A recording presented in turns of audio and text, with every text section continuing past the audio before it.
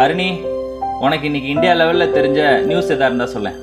எனக்கு இந்தியா லெவலில் தெரிஞ்ச நியூஸா, India versus South Africa test match நடந்துட்டு இருக்குல்ல, அதில் வந்து செகண்ட் டெஸ்ட் மேட்ச் நடந்துருக்கு இப்போ அதில் வந்து சுப்மன் கில் வந்து விளையாட மாட்டாரு சொல்கிறாங்க. ஏன்னா அவர் வந்து ஃபர்ஸ்ட் டெஸ்ட் மேட்ச்சில் விளையாடும் போது ஒரு இன்ஜுரி ஆனதுனால செகண்ட் டெஸ்ட் மேட்ச்சில் அவர் விளையாட மாட்டார் சொல்கிறாங்க.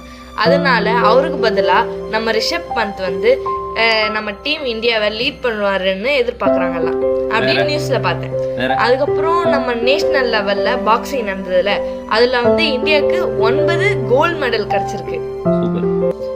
நம்ம தெலுங்கு ஆக்டர் ஒருத்தர் பாலையான்னு ஒருத்தர் வந்து 50 வருஷமா சினிமா ஃபீல்ட்ல இருக்காரு.